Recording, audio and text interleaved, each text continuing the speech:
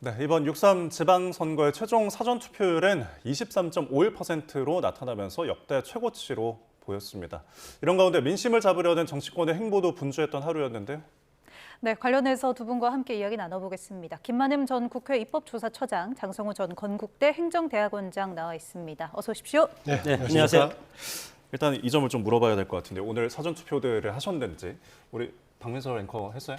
네, 저도 오늘 하고 왔는데 하셨고, 어떠세요? 처장님께서. 저는 2014년 제도가 도입된 이래로는 전부 사전 투표였는데요. 예, 오늘은 안 했습니다. 그러니까 본투표로 그래야죠. 이제 네. 예정이시고 원장님께서. 저도 사전 투표를 하기에는 예. 유권자의 권력이라고 하지 않습니까? 예. 칼막스가 얘기했던 유족서회라는 게 있는데 유족서회가 뭐냐면 선거에 출마하는 사람들은 투표할 때까지만 유권자를 왕으로 모시고 그 다음에는 노예처럼 생각한다. 예. 그래서 저는 3일 정도만이라도 네. 유권자의 권력을 예. 후보자들한테 보여주기 위해서 본투표를 알겠습니다. 하기로 합니다. 본투표 예정이시죠. 그러니까 저희가 23.51%라고 했는데 유권자 한 4명 중에 1명꼴로 투표를 한 건데 저희 스튜디오에서는 이제 50%가 일단 네. 나왔긴 했습니다.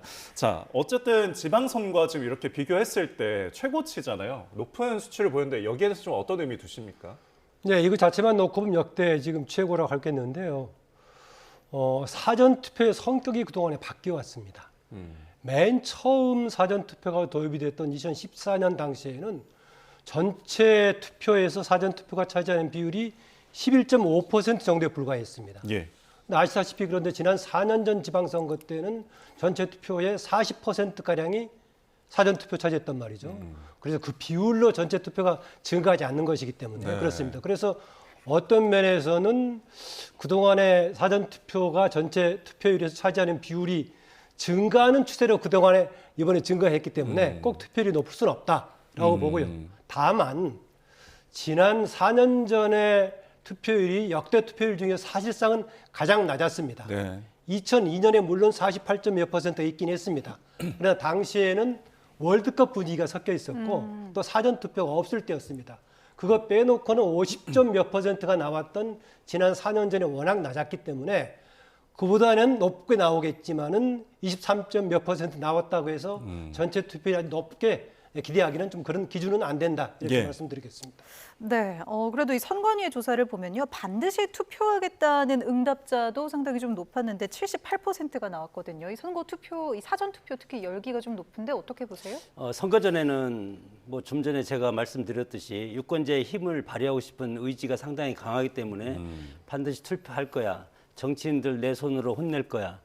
그런데 막상 투표일이 되면은 뭐 생업이 바쁘지 않습니까? 그리고 투표장에 가기도 귀찮고, 그리고 지방선거 같은 경우는 대선이라든가 국회의원 선거는 정치 투표가 상당히 가능한데 네. 지방선거는 지방의 일꾼을 뽑는 선거고, 그리고 이제 사전 투표라는 것은 이제 다른 말로 하면 처음에 할 때는 정말 새로운 제도기 때문에 빨리 가서 한번 투표해보자. 신기하다. 내가 한 것이 우편으로 해서 우리 지역으로 와서 개표 때 한다는 그런 것 때문에 호기심으로 2014년부터 이제 해가지고 처음부터 한 11%에서 지금은 이제 지난번에 20.62%까지 올라가지 않았습니까? 예. 근데 이번에는 뭐 2.89% 올랐다는 것이 저는 많다고 생각하지 않고 오히려 지난 뭐 4년 전보다 사전 투표가 높다는 것은 본 투표가 그만큼 낮지 않을까. 그래서 사전 투표를 다른 말로 하면 분할 투표 형식으로 바뀌고 있다. 그렇게 저는 이제 이것에 대해서 해석을 하고 싶기 때문에 예. 여기에서 그럼에도 불구하고 지난번 4년 전보다 약간 높다는 것은 이것이 어떤 이번 선거가 견제론이라든가 심판론이라든가 이런 정치적인 의미의 투표 양태를 조금 보이고 있지 않을까. 그래서 격전지가 있는 지역에서는 이 2.8%가 결정적인 변수가 될 가능성도 있다고 봅니다. 예. 자, 그런데 이 사전 투표율이 높을수록 과거의 이제 해석들은 진보 진영에 유리하다고 이런 속설이 있었는데 지금 여야가 그래서 할 것 없이 좀 자신들에게 유리하다는 해석을 내놓으면서 투표를 독려하고 있거든요. 근데 그건 좀 요즘은 맞는 속설일까요? 먼저 일단 투표율이 높고 낮은 기준을 어떻게 볼 것인가. 네. 예컨대 지방선거는 어느 정도 돼야 높다고 볼 것인가. 아시다시피 대통령 선거, 국회의원 선거, 지방선거로 갈수록 비중이 낮을수록 투표 참여율이 낮긴 합니다. 다만 이전하고 비교하기는 또 쉽지가 않다. 이전에 워낙 50%대가 나왔기 때문에 지난번 4년 전이 워낙 낮아서 거기에 비춰서도 비교할 수도 없는 거고요. 그래서 어느 정도 기준을 가지고 높다고 하려는지 제가 아무래도 지방성들 가지고 높다고 한다면은 60% 정도는 가야 높지 않겠는가라는 겁니다. 역대 지방선거 중에서 60%대 간 적이 딱 한 번 있습니다. 예. 1995년에 예. 그때는 처음으로 자치단체장을 직선할 때였기 때문에 아무래도 거기에 대한 관심이 컸을 겁니다. 네. 그런 점에서 있기 때문에 어떤 것을 기준으로 높고 낮음을 따질 것이고 애매한 부분이 있고요. 그다음에 속설을 말씀하셨는데 투표율이 높을수록 진보 지정이 높다. 한때는 그런 속설이 이유가 있었습니다. 왜 그랬느냐? 첫 번째는 대체로 젊은 층이 투표율이 낮았습니다. 낮았는데 젊은 층은 상대적으로 진보적인 성향이 한때 강했습니다. 근데 그런 진보적인 성향이 강한 젊은 층이 투표에 많이 참여하면 그게 많이 반영이 되는 것이기 때문에 진보에 유리할 거다라는 점이 하나가 있었고요. 예. 그리고 상당 기간 동안은 진보 진영이 우리나라에서 정치적으로 뭔가 변화를 추구하고 도전하는 쪽이었습니다. 네. 그러다 보니까 투표율이 높으면 그런 의사가 많이 반영될 네네. 거다라는 건데 현재는 아다시피 진보 진영이 우리나라의 사실상의 권력의 기득권이나 마찬가지죠. 대통령도 잡고 있고 국회의원 압도적인 다수를 차지하고 있고 하기 예. 때문에 그 기준도 적용하기 애매해서 옛날의 그 속설을 단순하게 적용하기는 어렵다라고 보겠습니다. 네, 전반적인 이제 투표율의 그 의미에 대해서 좀 짚어봤는데 지역별로 봤을 때 아까 이제 원장님께서 뭐 견제 심판론에 대한 부분도 짚어주시긴 했지만 지금 대구, 경북이나 이 경남 쪽에서는 사전 투표율이 이제 좀 다른 지역보다는 낮게 나왔거든요. 이 부분 좀 어떻게 보시나요? 윤석열 전 대통령 탄핵도 있었고 예. 지난 총선 때 상당히 뭐 부정투표 시비도 상당히 많지 않았습니까? 그런 영향도 있을 가능성이 상당히 큽니다. 왜냐하면 보수는 진보와 보수가 다른 점이 진보는 끊임없이 뛰는 스타일이고 보수는 점잖게 있다가 예. 조용히 결정하는 그런 스타일이기 때문에 뭐 예를 들어서 진보 같은 경우는 사전 투표에 찍고 그 다음에 뭐 다른 여가 활동을 하던가 그런 젊은 층들 과거에는 그러나 지금은 좀 전에 제가 말했지만 사전 투표가 분할 투표화로 되기 때문에 네. 그런 사전 투표의 의미는 상당히 없을 것 같고 관성이 있다고 봅니다. 전북과 전남이 상당히 진보적인 색채를 띠고 있고 예. 과거에 이 사전 투표로 말미암아 문재인 대통령이 이재명 대통령이 탄생됐다 이렇게 이제 믿는 속설도 있지 않습니까? 그런 것을 그런 지지 기반이 호남이기 때문에 호남에서 상당히 높고 그리고 영남 같은 경우는 지난번부터 마찬가지로 해서 사전 투표를 하면 혹시 뭐 그런 오해를 불식시킬 수 있는 그런 사태가 있을 수가 있기 때문에 예. 본투표를 선호하는 그런 경향이 있다고 봅니다. 네, 이렇게 높이 기록된 이 사전 투표율이 과연 어디에 유리할지 좀 4일 후에 저희가 살펴보도록 하겠습니다. 이재명 대통령도 어제 김혜경 여사와 함께 사전 투표를 완료했는데요. 그런데 기표소에 들어갔던 이 대통령이 다시 나와서 이 도장의 유효 여부를 묻고 다시 들어가는 해프닝이 있었습니다. 그 모습 먼저 보고 오시죠. 동그랗고 다 완전하게 안 됐고 이런 식으로 반반씩 오류가 되거나 그러죠. 네, 장면 보셨습니다. 이 부분 놓고 이제 뭐 국민의힘에서는 무효표를 넘어서 선거 개입이다, 탄핵감이다 이런 이야기를 또 하고 있었습니다. 어떻게 보셨어요, 이 장면? 일상적인 모습은 아니죠. 민주당에서는 해프닝이라고 얘기했는데 그냥 해프닝으로 좀 넘기기는 어려운. 왜냐하면은 일반인들도 투표장에 갔다가 물어보려고 들고 나올까요? 그럴 가능성 거의 없는 거죠. 하물며 이 부분을 너무 잘 알고 있는 이재명 대통령이 이렇게 나왔는데요. 저는 순간 봤을 때 이런 거 있죠. 축구할 때 골키퍼가 페널티 박스에서 공을 잡고 밖으로 나와버리는 걸. 예. 페널티 박스 밖으로 나오면은 핸드볼 처리가 되는 거 아니겠습니까? 그런 순간 느꼈는데 그러면 왜 이렇게 민주당에서 해프닝이라고 했지만 보통 일어날 수 없는 일을 이재명 대통령은 했을까? 저는 두 가지 중에 하나로 생각합니다. 네. 하나는 최근에 이재명 대통령이 우리나라 여러 가지 문제가 있는 점들을 많이 시정하려고 하시죠. 예. 국무회의에서 장관들을 불러서 막 지적하면서 바로 시정하려고 하고 해서 아마 대통령 생각으로는 투표하면서 보니까 이게 조금 반쪽밖에 안 찍히면 문제가 되지 않을까 해서 직접 확인하면서 현장에서 뭔가 하려고 한 그런 의지가 과도하게 표출된 거 아닌가라는 생각이 한편으로 하고 혹시 다른 한편으로는 내가 모든 것을 해결할 수 있다는 생각이 최근에 빠져가지고 혹시 일반인의 상식하고는 다른 그러면 약간 제왕의식을 가지고 있는 것이 아닌가 둘 중에 하나라는 좀 생각이 들어서 일반적인 해프닝으로 보기에는 좀 어려운 그런 장면이었습니다. 예. 네. 그러니까 이재명 대통령 특유의 이거 좀 문제가 있지 않은가 확인하는 차원으로 좀 해석하는 부분도 있는데 어쨌든 이게 지금 투표용지가 보이게끔 한 그 행위에 대해서 야당 측에서는 이제 공세를 펼치고 있습니다. 지금 뭐 탄핵감까지도 거론하고 있는데 이 부분 좀 어떻게 보세요? 있을 수 없는 행동을 했다고 봅니다. 주권 재민이고 민주주의라는 것은 천부인권 사상이라고 하는 것은 결국은 민주주의의 꽃이라는 투표, 이 투표를 통해서 모든 것이 결정되기 때문에 민주주의 꽃이라고 하고 천부인권 사상의 핵심적인 사안이 투표인데 예. 그런 의미에서 최고지도자는 법과 원칙에 엄격하게 적용해야 되는 모습을 보여야 되는 것이고 선거의 중립과 공정성은 대통령뿐만 아니고 정치인 그리고 국민 모두가 이거에 대해 지키지 않으면 민주주의라고 할 수 없지 않겠습니까? 그런 의미에서 상당히 부적절한 저런 모습이었고 두 가지입니다. 하나는 뭐 우리가 초등학교, 중학교 때도 선거의 4대 원칙을 배우지 않습니까? 비밀 선거라는 거, 보통 비밀, 뭐 평등 이런 거에 대해서 4대 원칙에 대해서 배우는데 타인에게 이것을 투표용지를 공개가 되면 누구한테 지금 보지 않습니까 지금? 그러면 이것이 무효 처리가 되고 그렇게 되는 것이 공직선거법 제167조를 위반한 것이고 두 번째는 투표를 마치고 이것이 문제가 있다. 그러나 상관이 없다. 보여도 상관없다. 그렇게 얘기하면서 다시 투표소로 들어갔습니다. 들어간 것도 마찬가지로 공직선거법 제163조를 위반한 그런 엄중한 우리가 저도 정치를 해보지만 선거법이 가장 힘듭니다. 예를 들어서 문자 하나 잘못 보내가지고 받는 사람이 이 문자를 보내지 마세요 했는데 또 보내면 예. 이것을 고발합니다.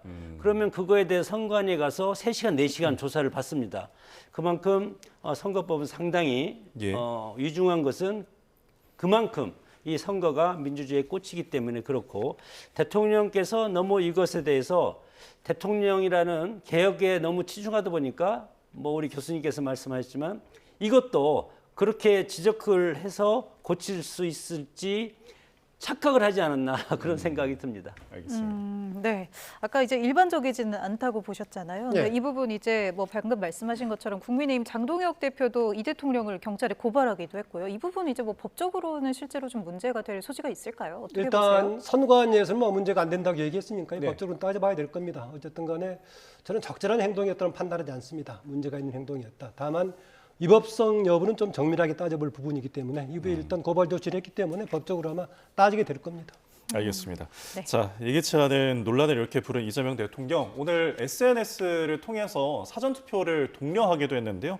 메시지 내용을 좀 보면은 투표는 민주주의의 생명줄인데 내 삶과 공동체를 해치는 그들을 편드는 것이다. 그러니까 투표를 하지 않으면은 지금 강조된 저 부분에 대해서 조금 강조가 되었습니다. 이 메시지 좀 해석을 어떻게 하십니까?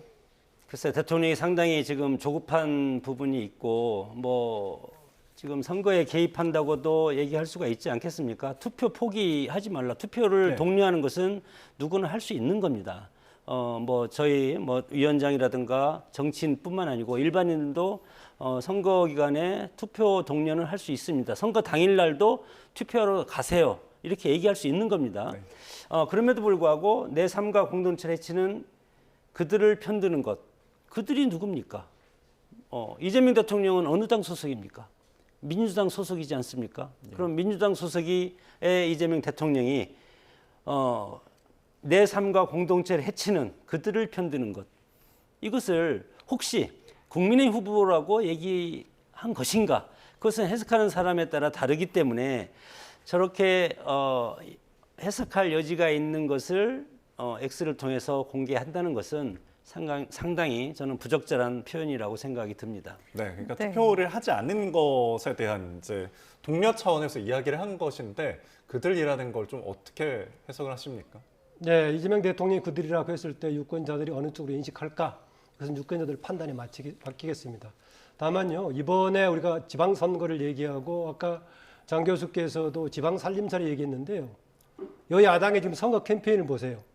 지방선거 캠페인 같습니까? 아니면은 중앙의 대통령 선거나 국회의원 선거의 캠페인 같습니까? 사실상의 대통령 선거나 국회의원 선거와 다를 바 없는 캠페인을 하고 있죠. 한쪽에서는 내란 세력 완전 청산을 얘기하고 있고 한쪽에서는 공소 취소 특검법 문제를 제기하고 있고 지금은 공동체 문제를 얘기하고 있는 상황이기 때문에 네. 과연 이 방향이 적절한가? 그러나 한편으로는 이번에 우리 지방선거가 안고 있는 그 자체의 성격을 그대로 보여주는 것이다라는 거고요. 다만 그동안에 정치인들 스스로 정파적인 성향이 연관될 수밖에 없는 국민들도 또 그렇게 인식할 수밖에 없는 정치인들의 경우에 투표 동료 운동을 하더라도 가급적 조금 뭔가 객관화시켜 들어야 했었는데 자칫 뭔가 의지를 강하게 표명하다 보면은 다른 오해 소지가 있을 수도 있다. 그렇습니다. 네, 사전투표 이틀째 그리고 지방선거 나흘 앞으로 이제 다가온 건데요. 오늘 주말을 맞아서 여야 지도부도 모두 막판 표심 잡기에 나섰습니다. 오늘 여야 지도부 움직임 보면 먼저 민주당은 이제 전통 지지층이 모인 호남 지역을 집중해서 계속 공략하는 분위기예요. 지도를 봐도 좀 그렇고요. 저한테 네. 그 지방선거나 이제 총선과 대선과 이제 차이가 있는 것은 지방선거는 투표율을 보더라도 1회만 68.4%로 최고 높지 지난번 8회는 50.9% 정도밖에 투표율이 나오지 않습니다. 물론 네. 투표 의향은 78%까지 나온다 하더라도 그만큼 지방선거는 지방의 일꾼을 뽑는 선거이기 때문에 거의 뭐 집권 여당과 야당의 메가톤급 정치 이슈를 두고 격돌하는 그런 선거가 아니다. 그렇기 때문에 가장 중요한 것은 당원들을 끌어모으는 민주당 같으면 호남 그리고 국민의힘 같으면 네. PK, TK 경상도 지방에서 핵심 그 보수의 성지, 진보의 성지라고 하지 않습니까? 네. 그렇기 때문에 오늘 저런 모습을 보더라도 뭐 전북지사가 지금 뭐 민주당으로서는 상당히 무소속 그 김관영 후보한테 밀리고 있기 때문에 그런 것도 있지만 지방선거의 특성상 가장 핵심적인 전통적인 당원을 묻고 그다음에 중도층 10%를 가지면 무조건 당선이지 않습니까? 예. 그런 차원에서 보면은 아직 이제 선거가 3일, 4일밖에 남지 않았기 때문에 네. 국민의힘은 TK, PK 그리고 민주당은 호남을 지금 집토끼를 엮는 전략을 하고 네. 이것이 이제 마지막에는 어디로 올라오겠습니까? 충청도를 거쳐서 그 다음에 마지막에 서울로 올라와서 서울, 경기, 인천 이렇게 마지막 대회전을 할 거기 때문에 선거 4일부터는 지금 맞습니다. 호남과 TK, PK를 중심으로 해서 예. 양쪽 출발하고 네. 그리고 이제 이틀 뒤면은 충청도에서 또 격돌을 할 겁니다. 그리고 6월 2일 선거 하루 전에는 서울에서 대회전, 서울, 경기, 인천에서 네. 양당이 충돌하는 그런 경향을 보이리라고 생각이 듭니다. 네. 네, 말씀하신 것 중에서 특히 전북지사 선거 잠깐 언급을 또 하시기도 했는데 무소속 김관영 후보가 선전하고 있다는 평가가 나옵니다. 이 부분이 좀 가늠자가 되겠네요. 그렇습니다. 지금 뭐 여론 조사가 다양하게 나오고 있습니다만은 많은 조사에서는 김관영 지사가 좀 우세한 분위기를 많이 내고 있죠. 그렇기 때문에 집중하고 있는데요. 한 전라북도라는 한 광역단체 한 군데지만은 민주당으로서는 아주 중요한 지대이기도 합니다. 예. 여기서의 만약에 민주당에 대한 신뢰가 깨지기 시작한다면은 당의 전반적인 기세가 좀 뭔가 이후에 영향을 미칠 수 있고요. 또 한편으로는 정청래 현 대표가 뭔가 또 한 번 당 대표를 연임해 보려고 하는 또 포석도 하고 있는데 그 영향을 미칠 것 같기 때문에 그렇습니다. 그리고 다른 지역들은 민주당이 기존에 국민의힘 소속 단체장이 가지고 있는 지역을 본인들로 교체하고자 하는 것인데 여기는 오히려 본인들의 텃밭 또는 이미 가지고 있던 지역을 뺏기는 상황이 되기 때문에 상당히 치명상을 입을 수 있다. 그런 점이고요. 그런데 지금 양쪽에 원내대표, 당대표 두 사람씩 이렇게 지역을 움직이는 모습을 보였습니다마는 예.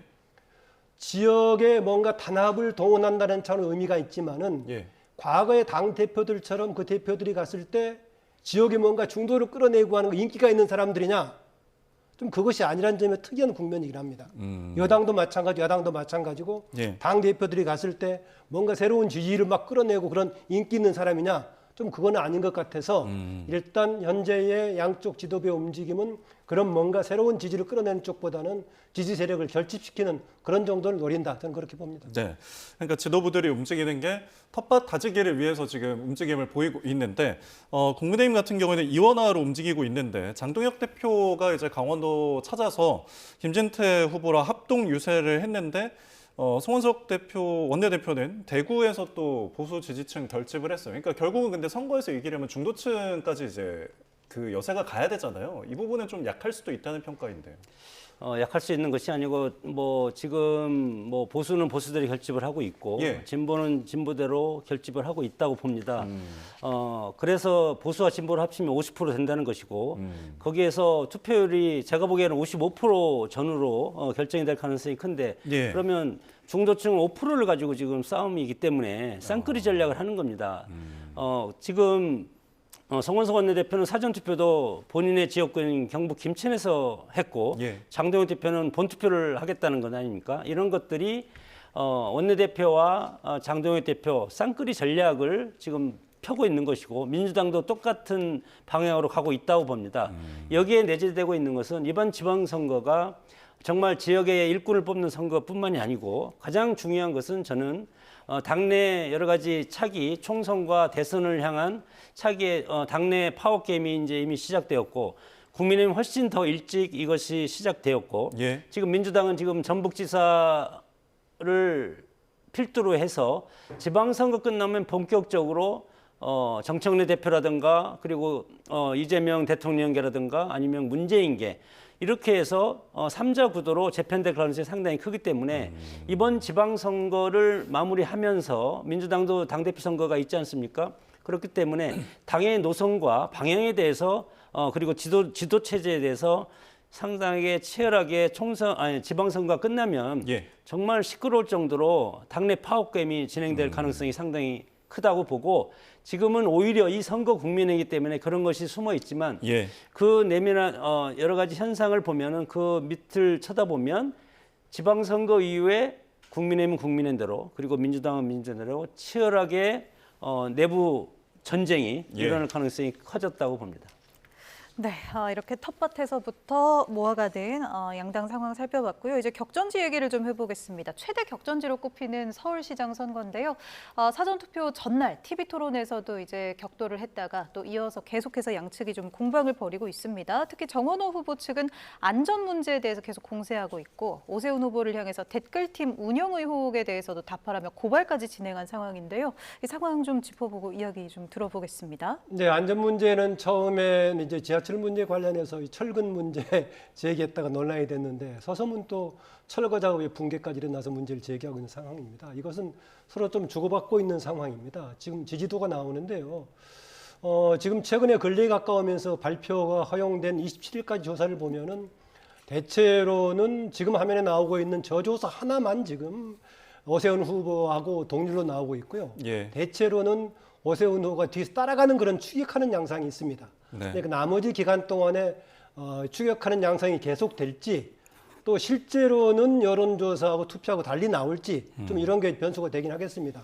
예. 조금 전에 안전 문제는 공방을 그렇게 하고 있고요. 댓글 관련 문제는 어떻게 쟁점이 될지 모르겠습니다. 지금 민주당 쪽에서는 오세훈 후보 선대 측이 가담한 쪽이 뭔가 하고 있지 않느냐라고 문제를 제기하고 있는데요. 그건 아마 이제 수사라든가 법률적으로 확인을 해봐야 될 겁니다. 쟁점이 두 가지가 되고 있는데요. 예. 하나는 유사 조직을 가동한 거 아니겠느냐. 우리가 자발적으로 선거운동을 누구를 독려하고 칭찬하고 하는 건 상관이 없습니다. 예. 그러나 당과 관련된 유사 조직을 만들어 선거운동한다면 이것이 이제 선거법상의 문제가 되겠고요. 그런데 과연 당과 조직적으로 관련이 돼 있느냐라는 건 좀 따져봐야겠죠. 2012년에 어느 목사가 당시에 박근혜 대통령 지원하는 뭐 활동하다가 이른바 시발단이라고 하는 사건이 있었죠. 그랬다가 당시에 그 사람은 나중에 최종 유죄를 받았는데요. 예. 그 부분이 문제가 될 것인지 따져봐야겠고 또 하나는 혹시 이렇게 그동안에 홍보활동하는 중에서 왜곡되거나 사실이 아닌 가짜뉴스 비슷한 걸 만들었는가라는 예. 것도 의혹을 제기할 수 있는데 이 부분은 명쾌하게 민주당에서 제기하고 있지 않습니다. 왜냐하면은 사안을 얘기하면은 그 사안 자체가 논란이 되면서 정원호 후보 관련 문제가 논란이 될 소지가 있기 때문에 그 사안 자체의 사실 여부에 관한 논쟁을 제기하지 않고 네. 일반적으로 지금 공직선거법 위반이다 이 주장은 하고 있습니다. 예, 댓글팀 운영 의혹에 대해서는 앞으로 조금 더 따져볼 부분이 있다는 점을 지적해 주셨는데 지금 그 이제 안전 문제에 대해서 계속 공세를 펼치다가 네. 경찰이 압수수색을 서소문과 관련해서 벌이니까 국민의힘과 오세훈 후보 측에서는 이게 지금 노골적인 선거 개입이라는 주장이에요. 이 부분 좀 어떻게 보십니까? 물론 그 공사 중에 사고가 난 것은 참 안타까운 일이고 예. 그리고 그것은 사법당국에서 적절하게 수사를 해야 되는 건 맞지 않습니까? 예.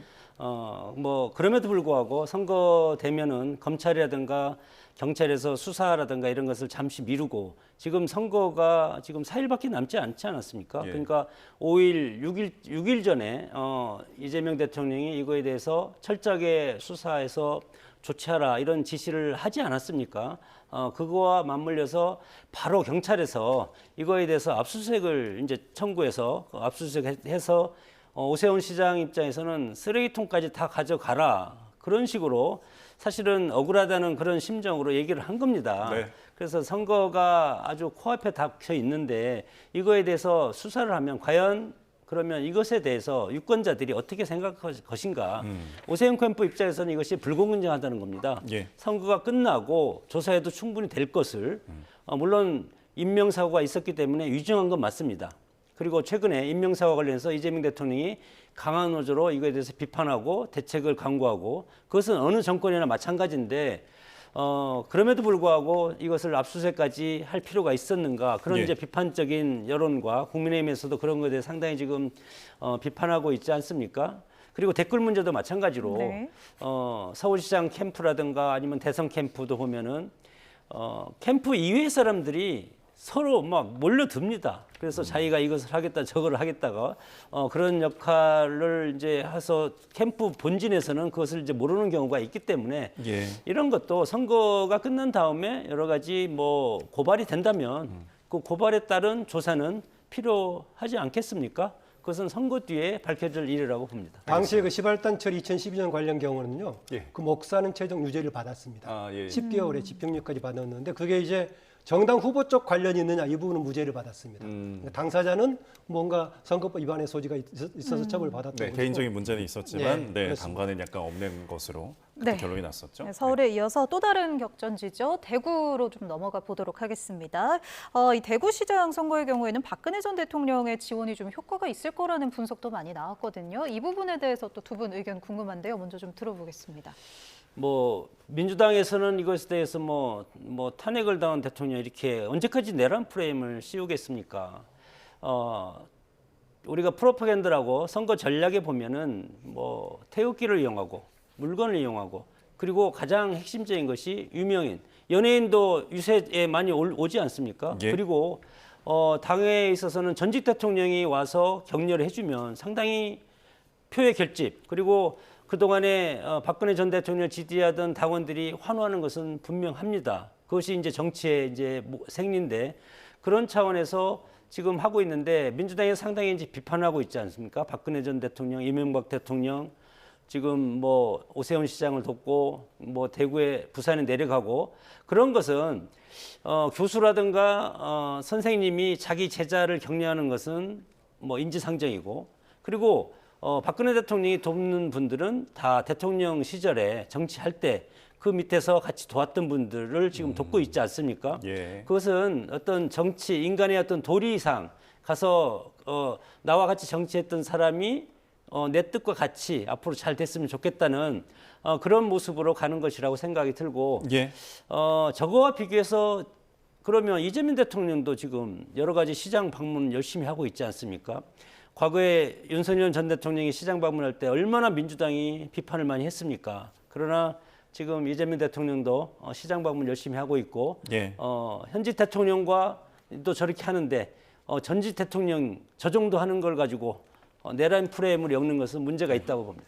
선거 때마다 현직 대통령의 행보에 대해서 도돌이표처럼 서로 공방을 주고받는 모습인데 지금 이 박 전 대통령의 이 어떤 유세 영향 같은 부분에서 보수 논객 조갑재 대표 같은 경우에는 오히려 표가 떨어질 것이다 이런 분석도 내놨더라고요. 저는 대구의 경우에는 감점 요인은 아니라고 봅니다. 왜냐하면 대구의 경우에, 예. 김부겸 후보도 사실상 박근혜 전 대통령을 같이 뭔가 포용해 보려는 그런 시도까지 하는 상황이기 때문에 예, 감점 요인은 아니라고 보고요. 저는 전반적으로 그렇게 감점 요인은 아닐 것이다.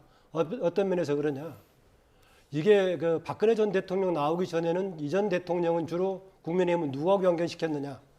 윤석열 전 대통령 연결시키면서 윤여개인 얘기했단 말이죠. 예. 박 전 대통령이 나오면서는 그 부분이 상당히 뒤로 밀리는 효과가 있기 때문에 상대적으로 박근혜 전 대통령은 그래도 국민에게 뭔가 좀 호의적인 것을 가지고 있는 측면이 있죠. 또 본인의 책임을 지고 4년 9개월 동안 유치장에 있었던 이런 것도 있기 때문에 저는 그렇게 감점 요인은 아닐 거다라고 봅니다. 아까 말씀드렸던 더구나 윤석열 전 대통령의 문제를 뒤로 밀어넣는 효과가 있기 때문에 네. 긍정적인 효과가 있을 것이다. 그렇게 다만 보면, 다행히 민주당은 박근혜 전 대통령이 안고 있는 문제를 드러내고 폭로해서 공격하는 맞대응을 당연히 해야겠죠. 그렇게 보면 중도층에는 또 어떤 영향을 좀 끼칠 거라고 보세요? 뭐 광범한 중도층은 모르겠습니다. 그러나 저는 하여튼 그런 것을 잠재적인 가능성 있는 쪽만 끌어들여도 된다는 봅니다. 왜냐하면 이게 7, 80%를 노리는 대선 전략이 아니고 예. 50% 중반 정도를 놓고 지금 다투는 전략이기 때문에 유권자 전체로 봤을 때 30% 정도만 견인하면은 승리 전략이 될 수 있단 말이죠. 예. 그런 점은 크게 감점 요인은 아닐 것이다라는 저는 생각입니다. 네. 지방선거라는 특수성에 따라서 좀 분석을 해주셨는데요. 지방선거 이 서울 못지않게 또 뜨거운 지역이 부산입니다. 부산시장 선거도 있지만 북구갑 국회의원 보궐선거도 맞물려 있는 상황입니다. 저희가 지금 여론조사 내용들 보여드리고 있는데 일단 부산시장입니다. 지금까지 저희가 여론조사 보여드린 내용들은 일단 여론조사 공표 금지 기간 이전에 나온 결과들을 보여드리고 있는데요. 판세를 조금 어떻게 보시는지 원장님부터 해석해 주실까요? 애초에 부산이 상당히 어려운 지역이었는데 최근에 뭐 한참 상승 곡선을 그리고 있지 않습니까? 거기에다가 이제 박근혜 전 대통령 부산 이제 부산하고 포항 쪽으로 이제 가서 유세도 같이 했고 그렇기 때문에 어느 정도 보수는 결집이 되어 있다고 봅니다. 다만 이것이 투표율이 어느 정도 나오냐에 따라서 상당히 다를 가능성이 큰데 지금은 50% 중반 후반까지 이제 간다고 봤을 때 예. 이것은 뚜껑을 열어봐야 된다고 봅니다. 지금 뭐 직전에 여론조사 공표했을 때는 그래도 부산시장 선거가 국민의힘이 약간 불리한 네. 그런 5% 내지 6% 정도 불리한 정도로 그렇게 나왔는데 이것은 여론조사일 뿐이고 여기는 중도 표심이 포함되어 있지 않습니까? 지방선거는 투표율이 상당히 낮기 때문에 정당을 보고 당원들이 중점적으로 투표를 하는 경향이 있기 때문에 이것은 뚜껑을 열어봐야 한다고 생각이 듭니다. 네. 뚜껑을 열어봐야 한다는 부분 동의하시나요? 뭐 예체로 지금 당연히 뭐 투표기 때문에 여론조사하고 투표는 다를 수 있겠죠. 그 결과는 일반적인 지적은 맞는데요. 그렇습니다. 일단 광역 단위로 봤을 때 부산시장의 경우에 박형준 후보가 추격은 하고 있고 오차 범위까지는 들어왔지만 예. 아직까지 조사에서는 앞서는 것은 나오지 않았지 않습니까? 근데 애매한 부분이 이게 지역적으로 박민식 보궐선거에 나와 있는 북구갑의 박민식 후보하고 보궐선거 후보하고 박형준 후보하고 나란히 가야 되는데 네. 그쪽 측에서 그만큼 또 하지 못하고 있단 말이죠. 이 삐그덕거림이 박형준 부산시장 후보한테 어떤 영향을 미칠 것인가 하나 변수가 되겠고요. 네. 그 다음에 이제 북구갑의 경우는 사실상 서울시장 못지않게 주목을 받고 있지 않습니까?